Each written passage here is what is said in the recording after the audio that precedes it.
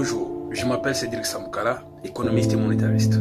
Aujourd'hui par ici, je viens juste parler de la politique monétaire actuelle en RDC. C'est vrai que beaucoup de gens se posent la question de l'appréciation du franc congolais actuellement. Ici, beaucoup de gens m'ont posé des questions, mais c'est Cédric Samkala, nous constatons qu'il y a une appréciation du franc congolais par rapport au dollar. C'est quoi cette situation? Vous savez, la politique monétaire qui est appliquée au niveau de la Banque centrale du Congo, ce n'est pas une politique soutenue. La soutenance de la politique monétaire, d'abord au départ, lorsqu'on parle déjà de la monnaie, on voit déjà la production. Pourquoi je dis ceci? La monnaie, par sa définition, on dit la monnaie c'est un actif par excellence.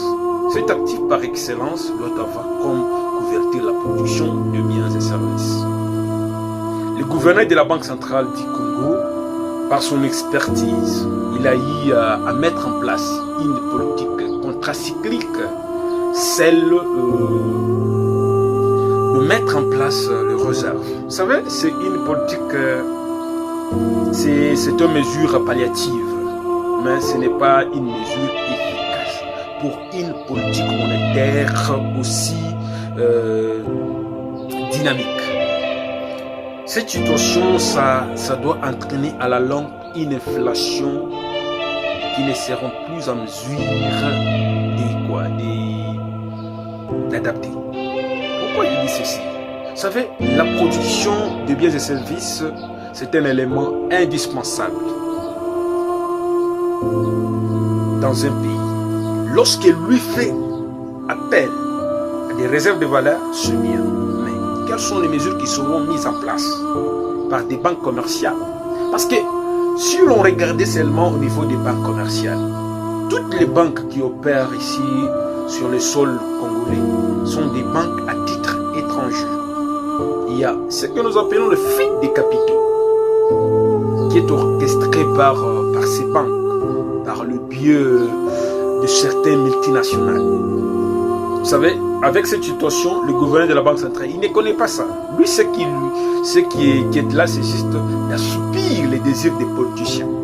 Alors que dans d'autres sièges, la Banque centrale, elle est indépendante. Mis à part ça, comme les politiciens, les monétaristes disent que la politique monétaire, c'est l'ensemble de mesures prises par le gouvernement assignées à l'autorité de régulation de poursuivre les objectifs.